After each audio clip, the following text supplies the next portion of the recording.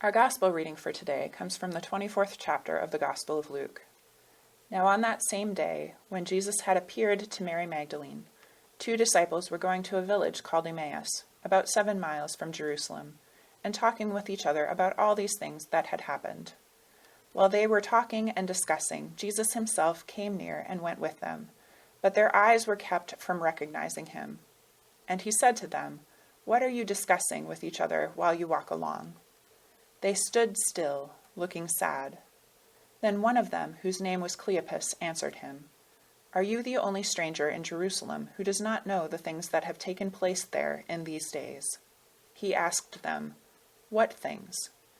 They replied, "The things about Jesus of Nazareth, who was a prophet, mighty in deed and word before God and all the people, and how our chief priests and leaders handed him over to be condemned to death and crucified him. But we had hoped that he was the one to redeem Israel. Yes, and besides all this, it is now the 3rd day since these things took place. Moreover, some women of our group astounded us. They were at the tomb early this morning, and when they did not find his body there, they came back and told us that they had indeed seen a vision of angels who said that he was alive. Some of those who were with us went to the tomb and found it just as the women had said, but they did not see him."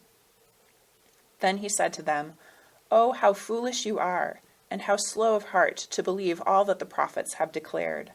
Was it not necessary that the Messiah should suffer these things and then enter into his glory?" Then, beginning with Moses and all the prophets, he interpreted to them the things about himself in all the scriptures. As they came near the village to which they were going, he walked ahead as if he were going on. But they urged him strongly, saying, "Stay with us, because it is almost evening, and the day is now nearly over."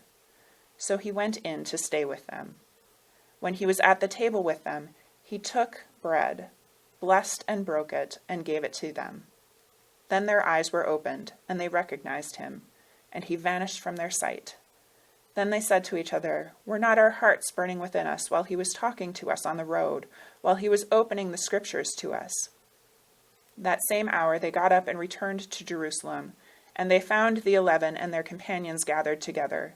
They were saying, "The Lord has risen indeed, and he has appeared to Simon."